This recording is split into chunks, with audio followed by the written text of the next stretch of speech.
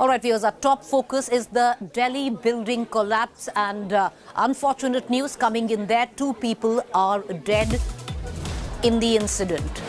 Now, this took place in Satya Niketan building collapse, where an illegal under construction building collapsed on the workers there. 2 people are dead, 5 rescued in the Satya Niketan area of the national capital, where an illegal under construction building crumbled during the day. The South Delhi Municipal Corporation Mayor Mukesh Suryan said that the building was someone's house who wanted to get it repaired. He also added that it was in a danger zone and the same was notified to the police and the sub-divisional magistrate. मेरी जो जानकारी में है, मकान मालिक यहाँ नहीं रहते, जो ओनर्स हैं, तो उनको भी कहीं ना कहीं किसी माध्यम से इंटीमेट करने की कोशिश करी गई है अभी तत्काल फिलहाल से, और विभाग के सभी अधिकारी इस चीज़ को कवर करने के लिए, बताने के लिए लगे हुए हैं। मस्जिद बन रहे थे क्या सर इसके अंदर? नहीं, ऐसी कोई जानकारी नहीं है। मुझे मेरी जानकारी में आया कि किसी का अपना घर था, वो उसके रिपेयर करना चाह रहे थे, क्योंकि कहीं बजट का अगर इशू था तो उनको लगा कि हम इसको रिपेयर करके, बट निगम ने अपना कार्य, जो बिल्डिंग पूरी खतरनाक जोन में थी, डेंजर जोन में थी, वो अपनी घोषणा करके पूरा पत्रा व्यवहार के साथ में पूरे पत्र के, लेटर के, चिट्ठियाँ करके हमने इसको दिया हुआ था। पहले से 31 मार्च को निगम ने इस पर नोटिस चिपकाया था। उसके बाद में 14 अप्रैल को थाने में, फिर एसडीएम को, इन सबको विभाग ने पत्र देने का, इंटीमेट करने का काम किया गया था। वो सब पत्र की कॉपी निगम के अधिकारियों के पास में, हमारे पास में है। मेरा भतीजा फंसे हुए है सर। अच्छा, क्या नाम है उनका? नसीम नाम है। नसीम नाम है जी सर। अच्छा, क्या करते थे वो नसीम यहाँ पे? काम कर रहा था सर इसमें। अच्छा, क्या काम करते थे? यही सिविल लाइन का काम कर रहा था, मकान का काम। अच्छा, तो आपकी कुछ बात हुई है, क्या है? नहीं, बात नहीं हुआ सर हमको। All right, viewers, the 2 that are proclaimed dead in this building collapse both seem to be ones who were working in the building. We're going to continue to get our viewers the latest. But meanwhile, I want to quickly shift focus to the latest coming in from Gujarat, but taking place in Assam. The reason why? Well, Assam police has rearrested Gujarat MLA Jignesh Mevani in connection with another case, moments after he secured bail in the first. Immediately after bail, Mevani was arrested by the police officials in a case related to alleged molestation and abusing the lady police officer while escorting. This is just after getting bail over tweets against Prime Minister Modi. 2 new FIRs against Gujarat MLA Jignesh Mevani have been reportedly filed at Barpeta Police Station and Golpada Police Station in Assam. Mr. Mevani was first arrested on Wednesday night from Gujarat's Palanpur by a team of Assam police on basis of a complaint filed by a local BJP leader from Assam's Kokrajhar. This is a conspiracy on the part of BJP. BJP and RSS are doing this to tarnish my image and to target me systematically. They want to destroy me. They have killed Rohit Vemula. They targeted Chandrasekhar Azad. Now they are targeting me. They have serious problem with Dalit and Ambedkar movement. We believe in Manusmriti. We believe in Constitution. Dr. Baba Sahib Ambedkar was targeted by Savarkar. Modi is targeting Jignesh Mevani. দুখৰ বিষয় আন এটা এইখিনিতে আমি গম পাইছোঁ যে ইতিমধ্যে আন 2খন ডিষ্ট্ৰিক্টৰ পৰা তেওঁক আৰু 2টা নতুন কেছত এৰেষ্ট কৰিবৰ কাৰণে পুলিচ আহি কোৰ্টত উপস্থিত হৈছেহি। এইটো আমি শুনামতে এখন বৰপেটা আৰু এখন গোৱালপাৰা ডিষ্ট্ৰিক্ট। অভিযোগ একেটা অভিযোগতে তেওঁলোকে পুনৰ এৰেষ্ট কৰিবৰ কাৰণে 2খন নতুনকৈ FIR দিয়া বুলি আমি শুনিছোঁ, কিন্তু আমি FIRৰ কপিও আমি হাতত এতিয়ালৈকে পৰা নাই।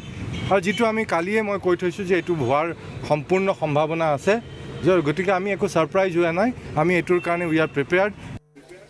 All right, viewers, if you're wondering why is it that Jignesh Mevani has been arrested all the way in Assam, well, a BJP cadre had filed an FIR against Mevani saying that he had heard the sentiments of him and the other people in Assam with the tweet which he had tweeted out a short while ago on the Prime Minister. The reason why the Assam police came and picked him up. But what happened was he got bail today only to be rearrested on different charges.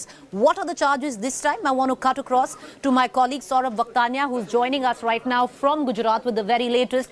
Saurabh, Jignesh Mevani says that he's being targeted because he's Dalit. Now, the second case, will you give us details? Because he got bail in the first after spending over 3 days in jail. The second case that he's been rearrested for, what is this case about?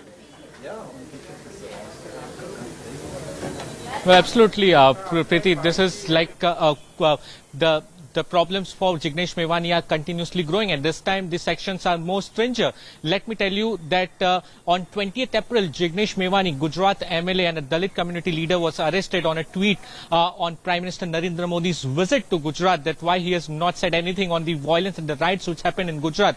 Now, after he was picked up by the Assam police, let me tell you, he was been sent to a police custody for 3 days.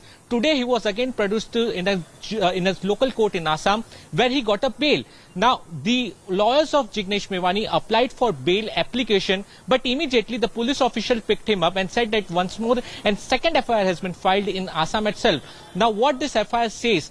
The FIR says, Preeti, that while Jignesh Mevani was escorted from one place to another, while he was arrested in the first case, during that time when he was being escorted from one place to another, there was a lady police official sitting in that particular car, in that particular police vehicle. Jignesh Mevani allegedly used slang language, abusive language against the lady officer. When the lady officer opposed and tried to stop him, the allegation says that Jignesh Mevani pushed the lady official back. Now, this is the FIR which has been filed by a lady official. These are the very serious charges, let me tell you, Preeti. The charges are of molestation, 354 section of IPC, and to abuse and assault a public servant, that is section 353 of IPC. Both are completely non-bailable, and harsh punishment is there in this particular section. The Congress from Gujarat now are raising question that if a accused is male, then what was a lady official doing in that car? Why was there no male police official in that car? And therefore, what they are saying is this is completely a game to target and frame Jignesh Mevani, who was a very popular Dalit leader and a youth leader from Gujarat. And this is will you elucidate on the charge of molestation? What is the molestation charge that befits in terms of, in this particular case, did Jignesh Mevani actually molest a police officer who was taking him in? Because that seems to be the charge. So, Preeti, what Preeti in this particular section of IPC says that whether you touch a woman, whether you make some gesture in a way that the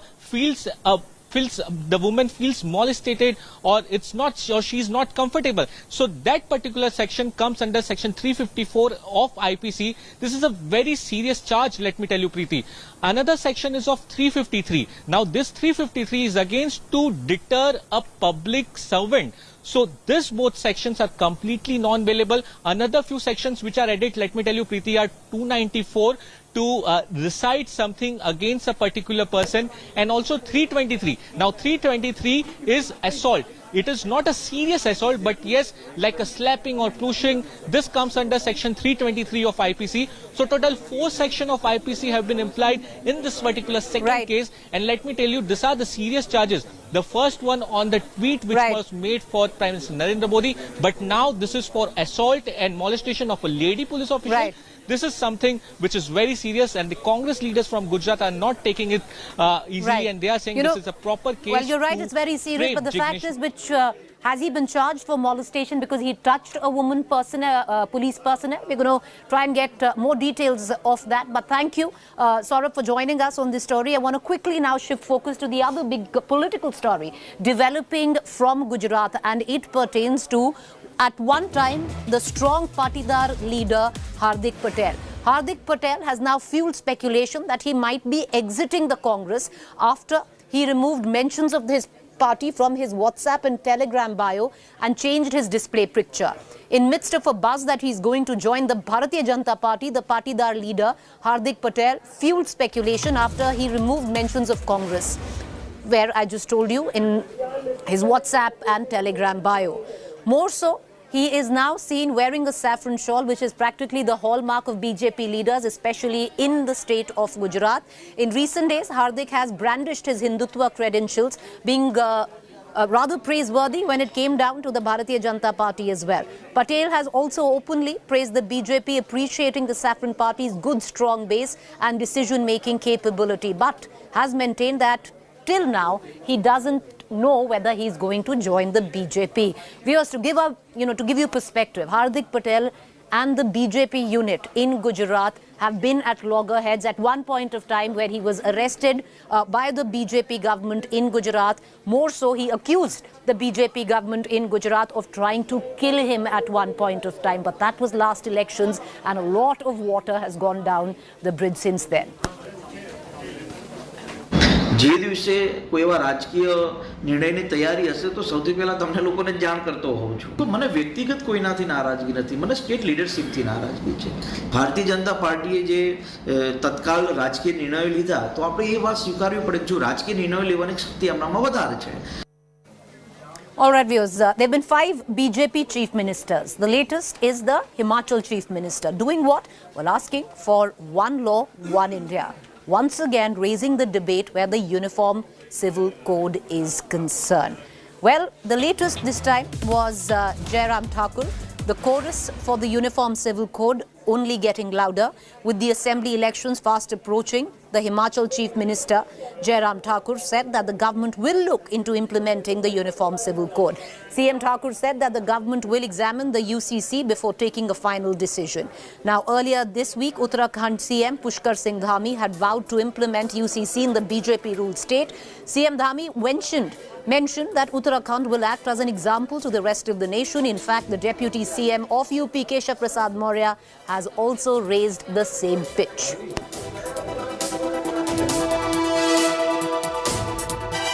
देश के अन्य राज्यों में भी जहां भाजपा की सरकार है वहां भी, और जहां गैर भाजपा सरकारें हैं, अगर सबका साथ सबका विकास, सबके लिए एक जैसा कॉमन सिविल कोड, ये तो एक ऐसी चीज़ है जिसका सबको मांग करनी चाहिए, सबको स्वागत करना चाहिए. लेकिन हर जगह जब वोट बैंक तलाशता है व्यक्ति तो निश्चित तौर से उसके सामने तुष्टीकरण की राजनीति दिखाई देती है. लेकिन हम इसके पक्ष में. हमारे प्रदेश के अंदर सबके लिए एक समान कानून होना चाहिए. ये नहीं कि कोई किसी धर्म का है तो वो अलग कानून बनाएगा, वो अलग कानून को मानेगा, कोई अलग संप्रदाय का है, कोई अलग पंथ का है. चाहे कोई किसी धर्म, संप्रदाय, पंथ, किसी भी विशेष समुदाय का होगा तो उत्तराखंड के अंदर अब सबके लिए एक कानून होगा. उसको एग्जामिन करेंगे उसमें क्या किया जा सकता है, लेकिन उसके बावजूद हिमाचल अपना कुछ सोच करके जो है बेहतर क्या किया जा सकता है वो करने की कोशिश करेंगे. सरकार, आप तो सरकार में है और सरकार जो चाहे वो कानून बनाए, किसने आपको रोका है? लेकिन प्रभु, एक कानून ऐसा ही बना दीजिए जिससे पूरे हिंदुस्तान के अंदर में महंगाई, बेरोजगारी दूर हो जाए, पूरे हिंदुस्तान के अंदर में ये जाति धर्म के झगड़े खत्म हो जाएं, पूरे हिंदुस्तान के अंदर में सिर्फ विकास की राजनीति हो. ऐसा भी तो कोई कानून ना है प्रभु. केंद्र सरकार को चाहिए कि केंद्र में बिल लेकर के आए, वहां चर्चा हो, सारी पार्टियों की बात हो और उसके बाद केंद्रीय कानून आएगा. ये राज्यवार कानून की बात नहीं है. लेकिन भारतीय जनता पार्टी के लोग सिर्फ चुनावी लाभ के लिए देश को सांप्रदायिकता में भी झोंकना चाहते हैं, इधर उधर के मुद्दों की भी बात करना चाहते हैं, बेरोजगारी से ध्यान हटाने का एक प्रयास मात्र है. All right, viewers, let's quickly shift focus now. This was a controversy that blew up on social media. The reason which, well, the Defence Ministry PRO, Jammu, had tweeted out a particular tweet only to delete it. Where the Defence Ministry PR in Jammu tweeted out a set of pictures of the army hosting an iftar in Doda district of Jammu and Kashmir. The tweet came under heavy trolling by anti-minority forces on social media. The tweet was later deleted by the handle, raising questions on the reasons which led to deletion of that tweet. On April 2nd, the Defence Ministry's public relation officer in Jammu tweeted these pictures that we are showing you. It said, keeping alive the traditions of secularism, an iftar was organized by the Indian Army at Amora in Doda district. The photograph showed the iftar gathering, the general officer commanding the GOC of the Delta Force of the Army Rashtriya Rifle interacting with local Muslims and a uniformed person offering namaz with civilians. Now, this tweet came under heavy criticism by anti-minority forces attacking the army on social media, stating why should the army hold an iftar and tweet pictures out of it. While there was no reaction from the army or the defence PRO to these remarks, the PRO defence deleted the original tweet highlighting the iftar.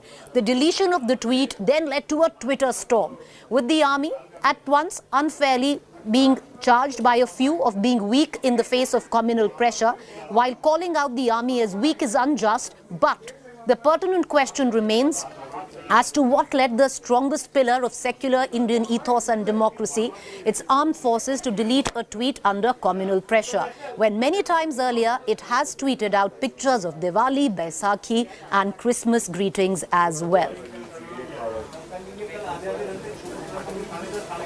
All right, viewers, with that, I'm going to go into a quick break. To stay with us on the other side is our fact check segment. Welcome back. You're watching our fact check segment where we bust certain news masquerading to be facts on social media platforms and WhatsApp groups. There's a claim floating about suggesting that in Mariupol, the Ukrainian flag was replaced with the Soviet Union flag at a steel plant. Incorrect. The fact check on that, these visuals are 7 years old, nothing to do with the current context of the war and Mariupol in Ukraine. With that, it's a wrap on this edition of 7 at 7. I'll see you on the other side. To the point.